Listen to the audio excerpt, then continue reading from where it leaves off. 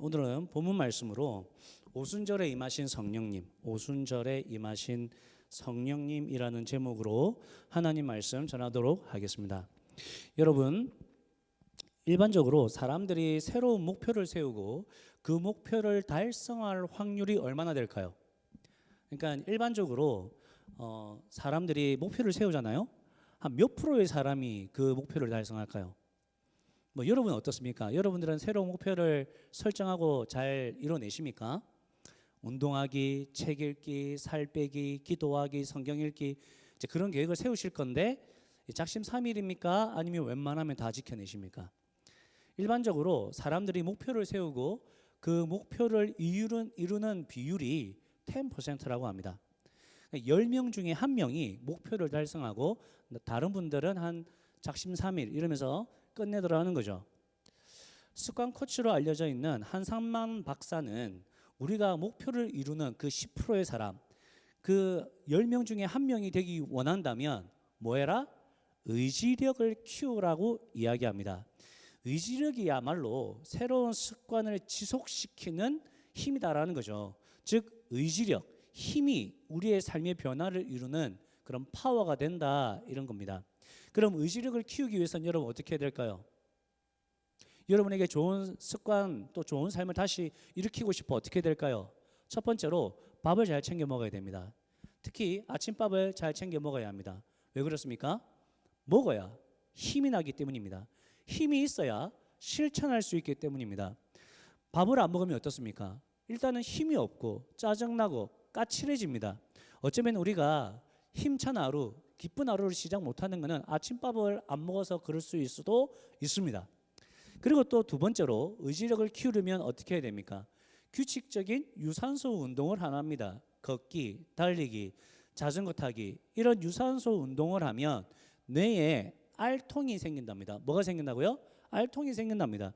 뇌에 알통이 생기면 어떻게 되겠습니까?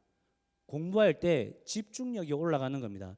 그래서 공부 잘하는 아이들이 규칙적으로 운동을 하는 것을 알 수 있습니다. 또 뇌에 알통이 생기면 어떻습니까? 감정 조절이 잘 된다고 합니다. 오늘은 기분 안 좋아. 다 때려치우고 오늘은 영화나 실컷 보자.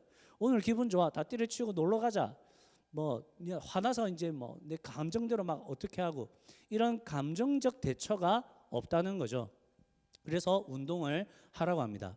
세 번째로 의지력을 키우기 위해서는 꾸준하게 독서나 글쓰기 또는 기도를 하라고 합니다.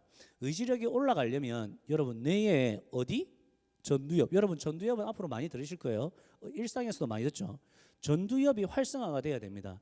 전두엽이 활성화가 되려면 독서나 이제 기도나 생각을 많이 해야 됩니다. 그러면 영상 이런 건 어떨까요? 영상, 영화, 비디오 이런 건 안 보라는 말이 아니라 그런 것들은 우리의 뇌 활동을 둔화시킵니다.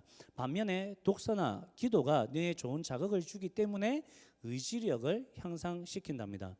네 번째로는 잠을 잘 자랍니다.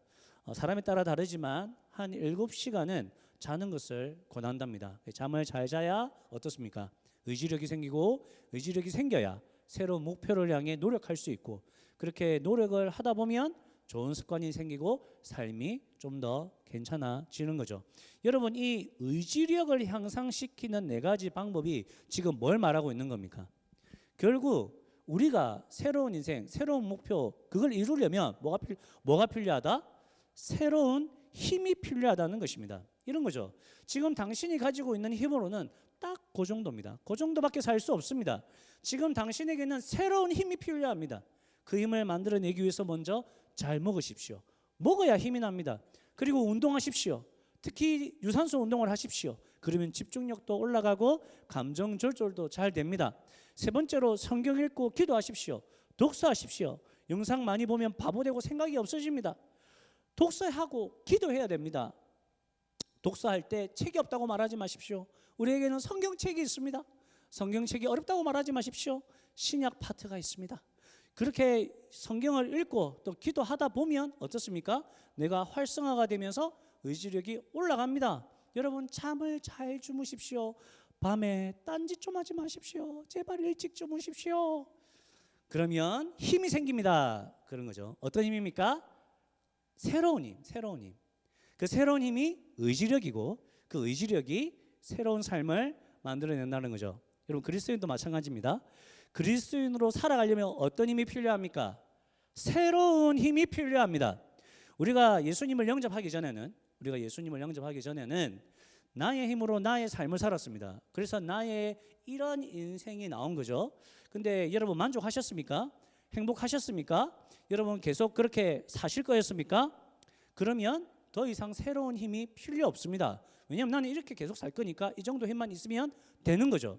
그런데 우리는 예수님을 구원자로 영접했습니다. 그 말이 뭐죠? 우리의 삶에 만족이 없었다는 겁니다. 우리가 행복하지 않았다는 겁니다. 우리가 계속 이렇게 살 수 없더라는 겁니다. 우리는 예수님이 필요했습니다. 왜요? 우리가 행복하지 않은 것이 결국은 죄의 문제라는 것을 알았기 때문입니다. 내 욕심이, 절제되지 않는 이 정욕이, 계속적으로 타오르는 내 탐욕이 우리를 결국 지옥으로 몰고 있다는 것을 내가 알았기 때문이죠. 내가 사랑이 없고 내 삶에 용서가 없고 내 삶에 평화가 없는 것은 내가 이 세상의 노예로 살아가고 있기 때문이라는 것을 알았기 때문입니다. 그래서 자유가 없었고, 그래서 참된 행복이 우리에게는 없었던 거죠. 그런데 하나님이신 예수님께서 인간의 몸으로 입고 이 땅에 오셔서 우리를 대신하여 우리의 죄값을 치러주셨습니다. 여러분 그걸 어떻게 알죠? 신이 인간이 되셔서 나의 죄값을 치러주셨어요. 그거 어떻게 알아요? 아니 그분이 내 죄값을 치렀는지 저 사람 죄값을 치렀는지 그걸 어떻게 알아요? 믿음으로 아는 거죠. 믿음으로. 우리는 예수님께서 우리의 죄값을 치르시고 나의 구주가 되셨음을 믿습니다. 그 믿음으로 우리는 어떻게 되었습니까? 자유인이 되었습니다. 자유를 얻었습니다. 죄에서 자유를 얻었고 사망에서 자유를 얻었고 사람들의 저주에서 자유를 얻었습니다. 돈에서 자유를 얻었습니다. 사람들이 나를 비웃는 그 조롱에서 자유를 얻었습니다. 나는 학벌도 없고 나는 능력도 없고 나는 아무것도 없는 이 세상에서 쓸모없는 사람이야 라고 말하는 그 세상의 저주에서 더 이상 놀아나지 않습니다. 자유를 얻은 거죠. 더 이상 이 세상의 그 무엇도 우리를 망가뜨릴 수 없습니다. 왜냐하면 우리의 모든 저주를 우리 주 예수님께서 대신 담당하셨기 때문입니다.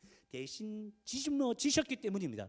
그래서 우리는 예수 그리스도를 믿음으로 모든 죄와 사망에서 구원을 얻었습니다.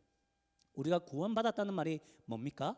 우리가 구원받았다는 것은 더 이상 나의 힘으로 내 인생을 사는 자가 아니라는 겁니다. 우리가 구원받았다는 것은 완전히 새로운 사람이 되었다는 겁니다. 어떤 사람입니까? 하나님의 사람입니다. 하나님의 사람은 그럼 어떻게 살아야겠습니까? 하나님의 삶을 살아야 됩니다. 하나님의 사람이니까 하나님께서 인도해 주시는 삶을 살아야 합니다. 그게 어떻게 가능하죠? 성령님의 능력으로 가능합니다. 정리하면 이렇죠. 우리는 하나님의 사람으로서 하나님께서 인도해 주시는 삶을 살아야 합니다. 그런데 우리는 그런 삶을 살아본 적도 없고, 그죠? 우리는 그 새로운 삶을 살아본 적도 없고 그것이 어떻게 사는 것인지 전혀 알지 못합니다. 하나님의 뜻대로 사는 것은 아주 새로운 것입니다. 그래서 우리에게는 새로운 힘이 필요합니다. 그분이 누구죠? 성령님이십니다. 성령님.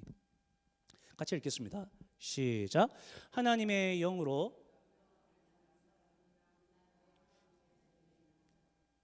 무슨 말씀입니까? 하나님의 자녀는 성령님이 인도해 주시는 대로 성령님이 힘 주시는 대로 살아가는 사람입니다. 이어서 읽겠습니다. 시작. 하나님께서 미리 하신 사람들을 택하셔서 자기 아들의 형상과 같은 모습이 되도록 미리 정하셨으니 이것은 그 아들이 많은 형제 가운데서 맏아들이 되게 하시려는 것입니다. 자, 이 말씀에서 미리 아신 자들은 누굽니까? 우리입니다. 우리 하나님의 자녀들입니다. 그 하나님의 자녀들 또 그리고 여기서 자기 아들은 누굽니까? 예수님이십니다. 하나님의 아들이신 예수님. 그 아들은 누굽니까? 예수님이죠. 또 여기에 많은 형제들은 누굽니까? 하나님의 자녀인 우리입니다. 자, 그리고 예수님을 누구라 그래요? 맏아들이라 그래요. 자, 그러면 예수님은 우리에게 어떤 분이십니까? 큰형님. 예수님은 누구라고요? 아, 우리 큰형님이시구나. 못 알아들으실까 봐 영어로 한번 해볼게요. Jesus is my big brother. 그죠? 그러니까 예수님이 우리의 큰 형님이 되십니다. 여러분 그 말이 뭐죠? 우리도 예수님처럼 하나님의 자녀입니다. 우리도 예수님처럼 하나님의 자녀로서의 영광과 존귀를 가집니다. 그리고 우리도 예수님처럼 이 세상을 살 수 있습니다. 우리도 예수님처럼 이 세상을 살 수 있다는 말씀이 우리가 예수님의 형상이 되도록 미리 예정되었다. 저 줄친 부분의 의미가 되는 것입니다. 그럼 여러분, 이 예수님께서 이 세상을 어떻게 살아가셨습니까? 잃어버린 영혼들을 위해서, 사람을 살리기 위해서, 영혼 구원하여 제자 삼기 위해서, 다른 말로 하면 전도와 선교의 삶을 사셨죠. 그래서 그리스도인들은 이렇게 정의할 수 있습니다. 읽겠습니다. 시작. 그리스도인들은 성령으로 살아가며 이 땅에 예수님으로서 사람을 구원하는 선교의 삶을 살아가는 사람입니다. 생명의 삶을 하면 뭐라고 배웁니까? 제자 삼는 사람들입니다. 그리스도인들은 그 제자 삼는 삶을 사람을 구원하여 선교하는 삶이라고 제가 바꾼 거죠. 그리스도인들은 성령님에 의해 살아가고 이 땅에 예수님입니다. 사람을 구원하는 선교의 삶을 살아가는 사람들입니다. 여기서 전도와 선교의 삶은 삶의 방향성을 이야기합니다. 여러분 보고 다 목사 되고 전도사 되고 선교사 되라는 말씀이 아닙니다. 각자의 자리에서 사람들에게 예수님을 전하는 삶을 살라는 거죠. 근데 예수님을 전하는 삶을 살라고 해서 말로 예수님을 항상 전해라 이런 말은 아닙니다. 예수님을 전하는 것은 어떻게 전할 수 있어요? 우리의 삶으로, 또 착한 일로, 또 선행으로, 도와줌으로, 또 맡겨진 일을, 내게 주어진 이 직장의 일을 잘 감당함으로, 또 사람들을 위로할 때 하나님이 주신 그 내가 받은 위로를 그 사람에게 전해주면서 그렇게 이제 예수님을 전할 수 있는 거죠. 꼭 예수님 이야기를 해야 되고 꼭 교회로 끄집어 데리고 와야 그게 전도가 아니라는 겁니다. 여러분, 그럼에도 불구하고 제가 이렇게 좀 편하게 설명했음에도 불구하고 여러분 이 그리스도인의 정의가 어떻습니까? 부담스럽습니까? 괴롭습니까? 저거는 성경에 있는 말이지 현실은 아니야. 그 불가능해. 이 말씀은, 이 그리스도인의 정의는 여러분들에게 부담을 주거나 여러분들을 교회의 노예로 만들려고 드리는 메시지가 아닙니다. 만약 그랬다면 여러분은 예수님 안에서 이전보다 더 괴로운 삶을 사셔야 합니다. 사실 예수님을 영접한 사람들은 정말 스스로 알아서 이렇게 생각합니다. 내가 예수님을 영접했으니까 어떻게 하면 하나님 기뻐하실까? 어떻게 하면 하나님의 뜻대로 살아갈 수 있을까? 하나님, 제가 이렇게 은혜를 받았는데 어떻게 하면 하나님께 더 좋은 것을 드릴 수 있을까요? 이게 정상적인 마음입니다. 이게 그리스도인 안에 일어나는 갈망입니다. 여러분이 하나님의 자녀라고 하면서 자주 죄짓고 자주 넘어지는 그런 분들이 있죠. 나는 교회 생활하는데 별 의욕도 없고 근데 예수님 믿는 것 같기는 하고 그러니까 어떤 생각이 들어요? 내가 무슨 예수님 믿는 사람이야? 내가 이전에 예수님 영접한 거 그거 잘못한 거야? 내가 이딴 식으로 해놓고서는 무슨 내가 하나님의 자녀고 예수님을 영접한 사람이고 내가 믿는 사람이야? 이렇게 있죠. 그런 분들 있죠. 제가 말씀드립니다. 제가 확실하게 말씀드립니다. 여러분의 그 생각 자체가 여러분이 하나님의 자녀라는 증거입니다. 당신 안에 성령님이 계시다는 증거입니다. 그래서 여러분이 그렇게 괴로워하는 것입니다. 그렇다고 제가 여러분들에게 죄의 면죄부를 드리겠다는 것은 아닙니다. 죄는 버려야 합니다. 하나님의 말씀을 따르지 않은 악한 삶은 떠나야 합니다. 우리의 힘으로 안 되니까 성령님의 도움을 구하고 목장의 도움을 받아서라도 죄는 벗어나야 됩니다. 그런데 그럼에도 불구하고 죄를 벗어나고 싶은데 버려지지 않는 것, 죄에서 상관없이 살고 싶은데 그렇게 못 사는 것, 사람들과 세상 사람들의 말과 세상 사람들의 그 원리에 따라 살아가고 싶지 않은데 내가 그게 이미 노예가 된 것처럼 그게 얽매여서 살아가는 내 자신을 보고 괴로워하는 것, 그 자체가 내 실력이 아니라는 겁니다. 괴로워하는 것, 내가 이렇게 살고 있는 것 자체로 내가 괴로워하는 것 자체가 우리 안에 계신 성령님이 탄식하는 겁니다. 성령님이 아파하는 겁니다. 여러분, 내 실력은 냅다 좋다, 내 맘대로 한번 살아보자, 울룰라, 이게 우리 실력이고 나는 왜 이렇게 안 될까? 이거는 성령님이 내 안에 계시다는 증거가 되는 것입니다. 여러분 안에 죄에 대한 탄식이 있고 하나님의 뜻대로 살고자 하는 열망이 있다면 당신 안에 이미 성령님이 계시다는 것을 믿으시기 바랍니다. 당신 안에 성령님이 거하신다면 당신은 하나님의 성령님의 인도를 받으며 성령님의 능력으로 살 수 있음을 믿으시기 바랍니다. 자, 에베소서 1장 13절 읽겠습니다. 시작. 여러분 또 그리스도 안에서 진리의 말씀 곧 여러분을 구원하는 복음을 듣고서 그리스도를 믿었으므로 약속하신 성령님의 날인을 받았습니다. 여러분 이 말씀에 의하면 우리가 뭘 받았답니까? 날인이 도장이죠. 성령의 도장을 받았답니다.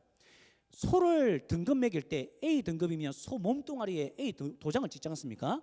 그것처럼 우리에게 성령의 도장이 찍혀 있습니다. 무슨 도장이죠? 이 사람은 그리스도인입니다. 이 사람은 하나님의 자녀입니다. 이 사람에게는 믿음이 있습니다. 그 도장이 찍혀 있는 거죠. 자, 14절 읽습니다. 시작.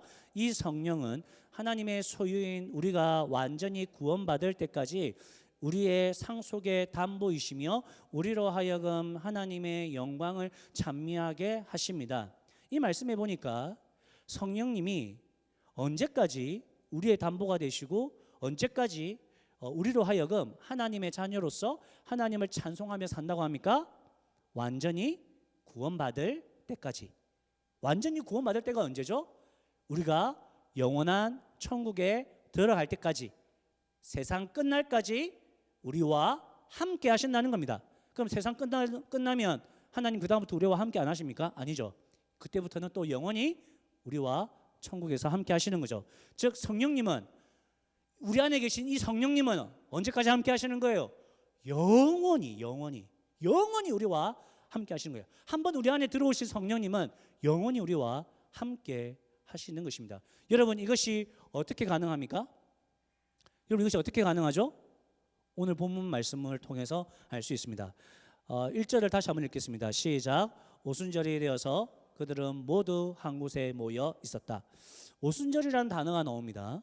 오순절은 유대인의 명절입니다. 유대인들의 최대 명절은 이 6월절, 그 6월절로부터 50일째 되는 날이 오순절입니다. 이 날은 유대인들이 보리를 추수하고 추수한 기쁨을 이렇게 하나님께 감사하는 절기입니다. 이 오순절에 성령님이 나타나셨다고 했는데 그럼 어떤 의미가 있겠습니까?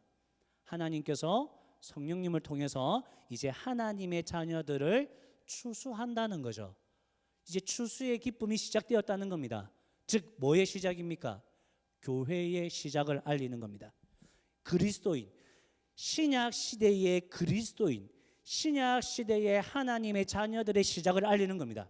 자, 그러면 사도행전 2장 전에, 구약과 신약 시대에서 사도행전 2장 전의 사람들은 지금 사도행전 2장 이후에 하나님의 자녀들과 다른 사람들입니까? 아니죠. 같은 하나님의 자녀입니다. 모두가 다 믿음으로 의롭게 된 하나님의 자녀입니다. 구약의 그리스도인들도 스스로 구원을 받을 수 없음을 알고 믿음으로 의롭게 되었습니다. 그래서 어떤 믿음을 가졌습니까? 우리는 이미 오신 예수님을 믿지만 그들은 오실 메시아를 믿었습니다. 그래서 히브리서 11장에 보면 아브라함도 믿음으로, 사라도 믿음으로, 다니엘도 믿음으로, 수많은 믿음의 선배들이 믿음으로 구원을 얻었고 믿음으로 행했다라고 말씀하고 있습니다. 그런데 성령님께서는 구약의 성도들에게는, 사도행전 2장 전의 성도들에게는 계속적으로 함께하지는 않으셨습니다. 오히려 특별한 하나님의 일을 감당할 때, 예를 들면 하나님의 성전을 지어야 돼. 그러면 그 기술이 있는 사람들에게 하나님의 영이 충만하게 임해서 하나님의 성전을 짓게 한다든지, 하나님의 나라가 다른 나라로부터 공격을 받고 있고 이스라엘 백성들이, 하나님의 백성들이 괴로워하고 있어. 그러면 하나님이 한 리더에게 하나님의 영이 충만하게 임해서 그 사람을 통해서 나라를 구원한다든지, 또는 선지자들에게 하나님의 말씀을 주어서 하나님의 말씀을 선포할 때 성령님이 충만하게 임한다든지, 그렇게 성령님께서는 하나님의 사람들에게 일시적으로 또는 특별한 목적을 위해서 임하셨습니다. 사도행전 2장 전에는. 하지만 사도행전 2장부터는 성령님이 이전과 다르게 어떻게 역사하십니까? 그거를 오늘 단어 갑자기라는 단어에서 한번 찾아보면, 여러분 성령님이 갑자기 오셨대요. 제자들이 볼 때는 갑자기가 맞죠. 자기들이 막 모여서 찬양하고 예배하고 기도하고 있는데 막 바람이 불고 불덩이가 임하는 이런 것들을 봤어요. 그 갑자기죠. 근데 사실은 이게 갑자기가 아니에요. 왜요?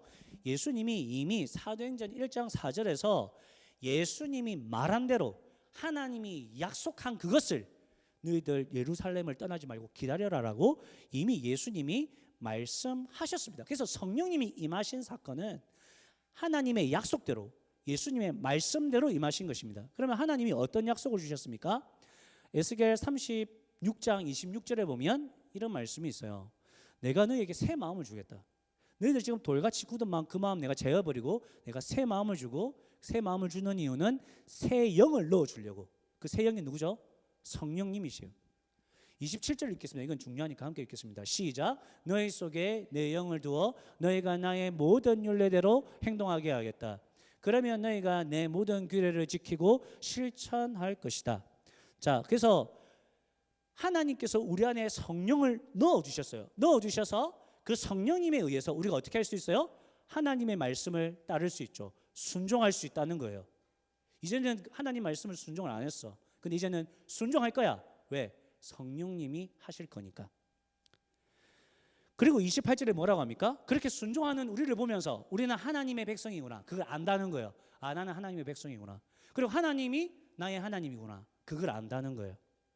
여러분, 에스겔은 구약시대 사람입니다. BC 590년대 사람이고 오래전의 사람입니다. 근데 하나님께서 그 선지자뿐만 아니라 다른 선지자를 통해서도 약속하셨습니다. 뭘요? 성령님을 약속하셨습니다. 어떤 성령님이 어떤 분이십니까?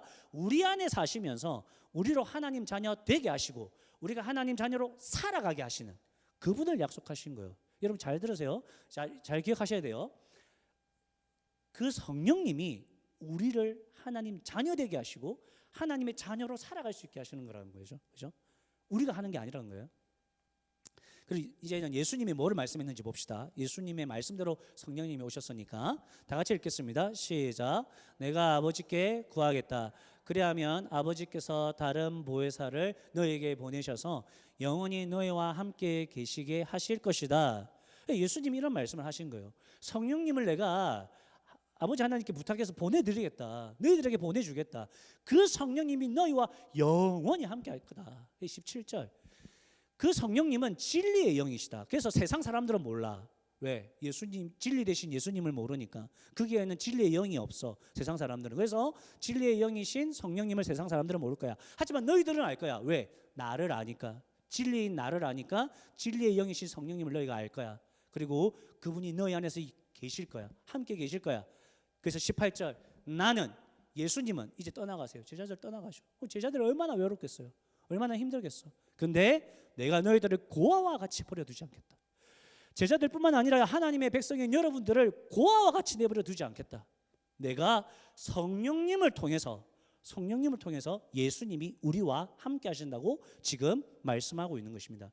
그래서 요한복음 15장 26절에 보면 저 주황색 글씨를 보면 성령님께서 예수님에 대해서 계속적으로 증언하신다. 성령님이 누구를 계속 증언하신다고요? 예수님.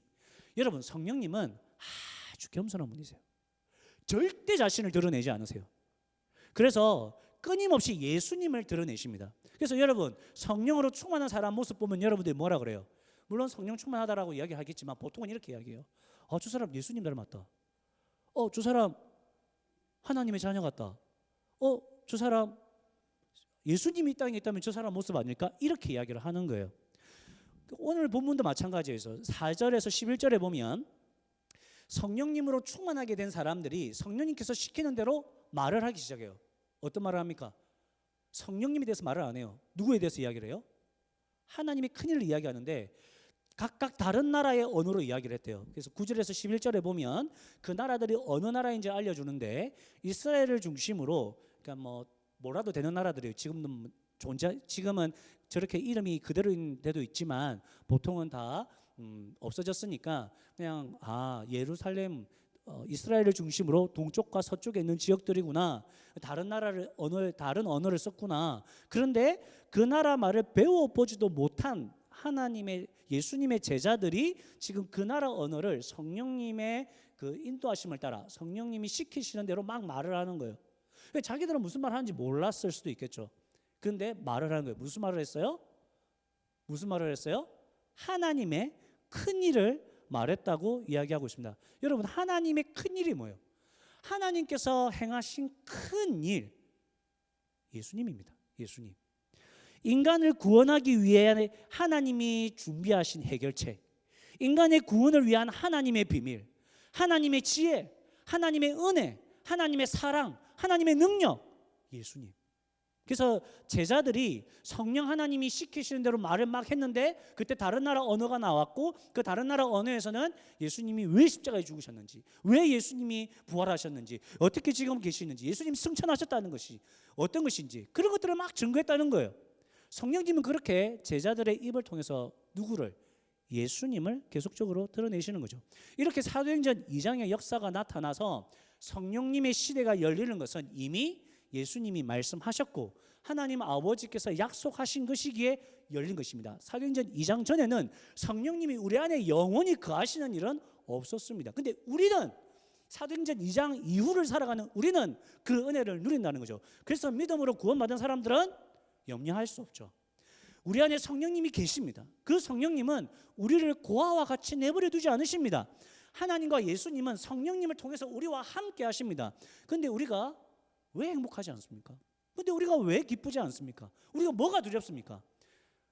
나한테 왜 이런 일이 생기지? 왜 불평이 나옵니까? 우리가 새로운 정체성을 가졌음에도 불구하고 내 힘으로 살기 때문입니다. 내 능력으로 살기 때문입니다.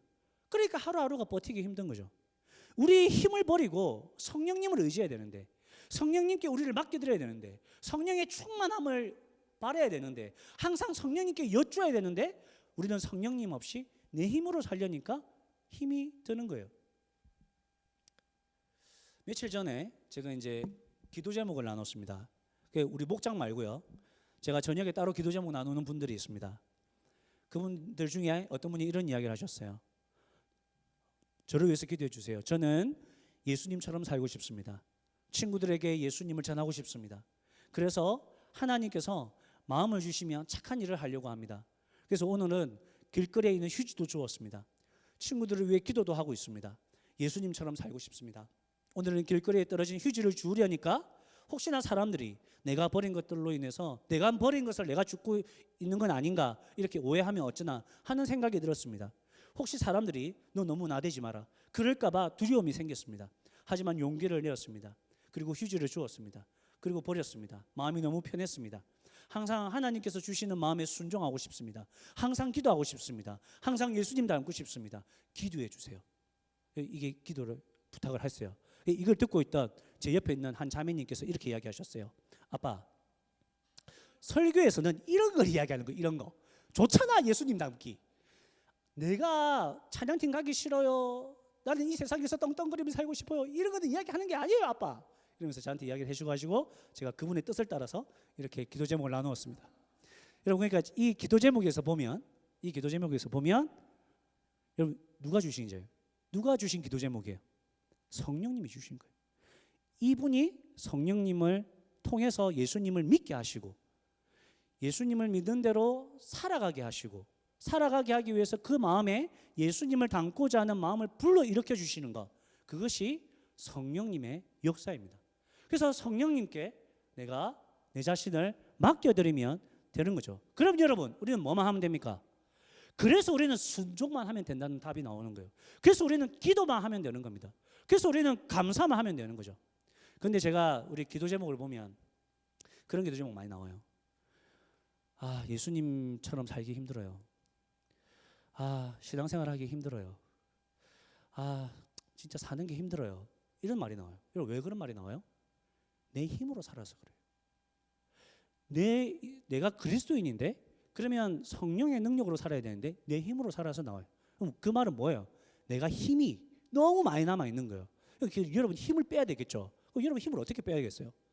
기도를 10분, 20분 이렇게 하니까 힘이 남아 도는 거예요. 한 1시간, 2시간 이렇게 해보세요. 힘이 쫙쫙 빠져. 기도할 때 침묵으로 기도하는 거 아니에요. 그러니까 맨날 기도하고 나면 힘이 남아 돌아가지고 애들한테 잔소리 하잖아요. 여러분 부르짖으면서 기도해 보시고 1시간 기도하면 힘이 빠져가지고 애들한테 잔소리하고 싶어도 잔소리가 안 나옵니다. 내가 막 뭐 애들 때리고 싶고 뭐 와이프하고 막 싸우고 싶어도 싸울 힘이 없어요. 힘이 없으니까 그래 당신이 원하는 대로 해 이렇게 하면서 성령 충만해 주는 거예요. 이 힘이 너무 많아. 우리는 힘을 좀 빼야 돼요. 그죠? 그리고 어떻게 해야 돼요? 성령님께서 내 안에 충만히 임하시고 성령님께서 행하시도록. 그래서 신앙생활은 어려운 게 아니에요. 성령님께서 마음 주시면 하면 돼요. 근데 우리가 하다가 잘 안 되죠. 그래서 예수님처럼 살기가 어려워요. 그럼 어떻게 하면 돼요? 아, 예수님 잘 안 됐네요. 하나님 잘 안 됐네요. 이렇게 앵겨야지. 난 진짜 쓰레기야 나는. 그 원래 안 되는 거예요. 원래 넌 쓰레기야. 그런데 자꾸 우리는 지가 엄청 대단한 걸로 생각해요. 너희들은 원래 안 되는 거야. 우리는 인생의 소망이 우리한테는 없어요. 그래서 우리는 살아가면서 뭘 느껴요? 하나님 저에겐 소망이 없습니다. 하나님 저는 못합니다. I can't but you can. 그래서 하나님 저를 통해서 일해 주세요. 하나님 저 오늘 직장 가는데 짜증이 나 죽겠어요. 저 오늘 일 못해요. 하나님 저 말고 하나님이 저를 대신해서 일해 주세요. 하나님 저 오늘 우리 와이프 만나면 한판 싸울 것 같아요. 하나님 제가 우리 와이프 안 만나고 성령님이 우리 와이프 만나 주세요. 이렇게 하는 거예요. 그게 우리가 살아가는 방식이에요. 또 잘 안 됐죠. 또 막 싸웠어. 또 뭐 짜증냈어. 그럼 저는 하나님 저는 살 가치가 없어요. 저는 하나님을 만날 수가 없어요. 기도할 자격이 없어요. 원래 자격이 없어요. 우리는. 그러니까 어떻게 해야 돼요? 예수님 또 안 됐네요. 하나님 또 안 됐네요. 죄송합니다. 여러분 자식들이 여러분한테 죄짓고 아빠 나는 진짜 아빠의 자식이 될 자격이 없어. 아빠 하지 마. 이렇게 하면 좋겠어요? 아니면 아빠 죄송합니다. 다시 한번 해볼게요. 아빠. 이렇게 하면 좋겠어요? 당연히 후자가 좋지. 여러분 정신 차리세요. 여러분은 원래 안 되는 거야. 원래 소망이 없는 거예요. 그러니까 아빠한테 좀 앵겨붙고 아빠 그래서 제가 애교 하는 거예요. 여러분에게. 자 여기까지.